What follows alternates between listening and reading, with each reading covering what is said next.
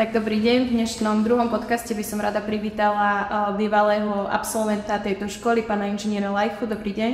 Dobrý deň, prajem, ďakujem pekne za pozvanie. Pán Lajcha, hneď taká otázka na úvod, keď sa povie Trenčianska univerzita Alexandra Dobčeka, čo vám napadne ako prvé? Ako prvé ma napadne jedno z posledných období mojej mladosti. Pekné obdobie.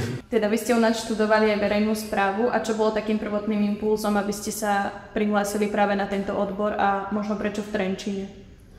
Tak pravdu povediac, ja som prišiel na túto školu, už som sa prihlásil úplne náhodou.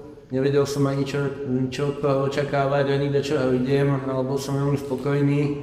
A prišlo to tak, že ja som v tom čase, keď som riešil vysokú školu, profesionálne sa venoval cestnej cyklistike a z časových dôvodov som vôbec neuvažoval nad nejakou školou niekde ďalej alebo nejaké také časovo náročnejšie, čiže ja som sa rozhodoval viac menej medzi tým, či pôjdem na vysokú školu alebo nepôjdem vôbec a budem sa venovať naplno len tomu športu.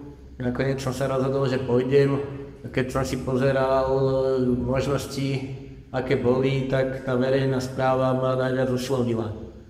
Ale nebolo to nič také v prvom momente, že by som vyslovene chcel ísť sem, až sa to nejako tak prirodzene vyvinulo, ale nebaňujem vôbec. Išiel by som aj ešte raz. Ak sa môžem opýtať, tak kde pracujete, alebo povedzte našim divákom? Tak vy narážate asi na to, že som v obecnom zastupiteľstve v Trenčianskej Teplej, aj keď nedá sa to nazvať práca, ale na tejto úrovni je to skôr dobrovoľnícka činnosť, tak to môžem tak nazvať. Ale moja práca som realitný maklér. A tie predmety, ktoré ste mali vlastne na bakalárovi, nejako vám aj pomohli potom teda v tom obecnom zastupiteľstve? Našli ste tam niečo z toho možno, čo ste sa učili na škole a využili ste to aj v tej práci? Samozrejme, pomohlo mi to hlavne v takom, že som tie základné nejaké také veci pojmy, hlavne z predmetu verejná správa. V podstate z toho som veľmi veľa využil a vedel som viac menej, ako tú teóriu som vedel, aj keď prax je častokrát úplne iná, ale veľmi mi to pomohlo. Ďakujem. Keď sa ešte teda vrátime k tej škole, tak aký bol možno váš najobľúbenejší predmet na verejnej správe? Verejná správa. Dobre. Vy ste teda potom ďalej pokračovali aj na inžinierské štúdium na ľudské zdroje? Ja, áno. A bola to nejaká odchýlka, alebo sa vám pokračovalo dobre? Mne sa pokračovalo dobre a mne sa páčilo na tom to, že ja som v tom období ešte nevedel vôbec, čo budem robiť ani čomu sa budem venovať. Ja som to bral, že športujem profesionálne a nejako som takéto veci, ako rozmýšľal som nad tým, ale nemal som nejaké vyslovené zameranie a páčilo sa mi aj na tejto škole. Ja som chodil na gymnázium, na strednú, čo je také dosť všeobecné zameranie na všetky možné smery. A toto bolo také pokračovanie toho, by som povedal, že široký obzor tých predmetov, v podstate využitie na rôzne smery tam bolo. Takisto základy práva, verejná správa, ekonómia, tieto predmety, psychológia, v podstate z každého rožka troška. A bola možno verejná správa aj impulzom k tomu, aby ste vy vstúpili teda do politiky, alebo to prišlo až potom? Tak impulzom toho, že som vstúpil do komunálnej politiky, aj keď neviem, či je to celkom dobrý názov, že politika, keď to vidím, ale impulzom bolo, by som povedal, taká nejaká, pravdu povedať, moja súťaživosť, že ja som sa prihlásil akože do volieb, viac menej tiež len tak zo srandy, chcel som vedieť, koľko dostanem hlasov. Tým, že som športoval, tak taká nejaká súťaživosť, ale už keď som sa prihlásil, tak už potom jasné, že študujem verejnú správu, tak už to tak zapadalo jedno do druhého. Ale prvotný impuls nebol nejaký taký. A ako boli možno reakcie vášho okolia alebo vašej rodiny na to, že teda vstupujete do tej politiky? Ako reakcie rodiny a priateľov okolia boli viac menej všetko pozitívne. akože také, boli aj také skeptické, že koľko mi to vydrží a tak, a čo sa tam hrabem a takéto. Ale tým, že v tejto komunálnej politike môj názor je, že je najvhodnejšie asi ako nezávislý kandidát, že bez nejakej nálepky nejakej strany, keďže na tejto komunálnej úrovni to nejaký veľký vplyv nemá, v podstate je to za jedno. Čiže keď som nebol pod nejakou stranou, tak to bolo, dá sa povedať, že som si nenarobil automaticky týmto už nejakých nepriateľov. Kdežto keby idem pod nejakou stranou, akoukoľvek, vždy by som mal oponentov, ktorí by automaticky vychádzalo do nejakej výmeny názorov na základe toho. Vaša terajšia práca je realitný maklér. Viete nám povedať, ako ste sa dostali k tejto práci, či vás baví? Tak začnem od konca, baví ma to veľmi. Dostal som sa k tomu takisto náhodou, ako aj ku tejto škole. A v podstate po ukončení štúdia ja som ešte nejaký rok, dva profesionálne robil cyklistiku. Potom už keď som prišiel na to, že ja si nechcem do 40-ky za pár korún sa hrať na športovca, tak som začal rozmýšľať čo ďalej. A vedel som, že Peter Sagan už asi zo mňa nebude. Tak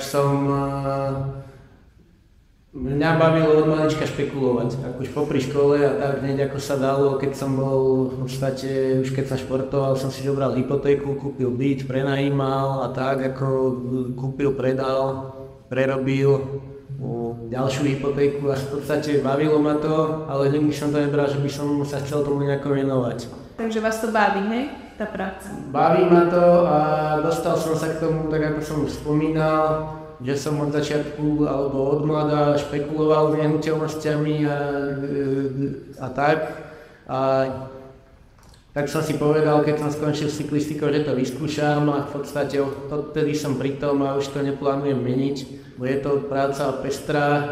Nie je to nejaká monotónna a mám robotu aj za počítačom v teréne s ľuďmi, individuálne v samotnej spoločnosti, že sa to tak doplňa a je to takisto, je to v podstate podnikanie a som stále nejako motivovaný, čo mi postalo aj z toho športu, že už to nie je nejaké športové úspechy, ale motivácia je tak nejako, aby to fungovalo, respektíve finančná. Ďakujem. Ktoré úspechy vás tešia a ktoré výzvy vás možno ešte čakajú? Úspechy v akej oblasti myslíte? Celkovo, na čo ste možno hrdí? Ako v živote? Tak každá nejaká etapa môjho doterajšieho života mala nejaké úspechy. Prvý úspech bol, že som zmaturoval, druhý, že som sa dostal na vysokú školu, tretí, že som ju dokončil. Čo sa týka toho štúdia, čo sa týka nejakej športovej kariéry, tak tam mám nejaké úspechy na majstrovstvách Slovenska, nejaké druhé miesto, tretie miesto a vážil si, že som sa nominoval 3-krát na majstrovstvá sveta v cestnej cyklistike. Bol som členom vojenského športového klubu Dukla Banská Bystrica, to takisto si ja považujem ako úspech. A čo sa týka nejakej pracovnej kariéry, tak to je v podstate každý deň, každý týždeň, každý mesiac je nejaká nová výzva s tým spojený buď úspech alebo neúspech. Čiže ja to beriem tak. Moje také dve otázky na záver sú teda, že čo by ste odkázali mladým ľuďom, ktorí sa možno ešte nerozhodli kam na vysokú školu, prečo práve Trenčianska univerzita? Ako môj názor je taký, že kto má nejakú vidinu toho, alebo nejaký cieľ, že bude doktor alebo právnik, alebo čo to je jasné, nech ide tam. Ale taký pre ľudí alebo pre mladých z okolia, čo nevedia poriadne úplne presne čo chcú a láka ich to, aby sa myšli, aby sa nechali odradiť. Ja keď som sem išiel, tak vtedy ešte to bolo dosť také, že som sa stretával s tým, že Trenčianska univerzita, že ako to má úroveň a tak. Ale keď to porovnávam teraz alebo spätne, aké to bolo, tak bol som veľmi spokojný a myslím si, že je to na lepšej úrovni ako mnohé vysoké školy podobného zamerania, nechcem menovať, ale kade tade po Slovensku a Bratislave. A moja posledná otázka na záver je, čo by ste odkázali vy ako bývalý študent v Trenčianskej univerzite? Trenčianskej univerzite by som odkázal, aby pokračovala v nastolenom trende a ďalej sa zveľaďovala po stránke aj materiálnej, aj osobnostnej, alebo ako to nazvať.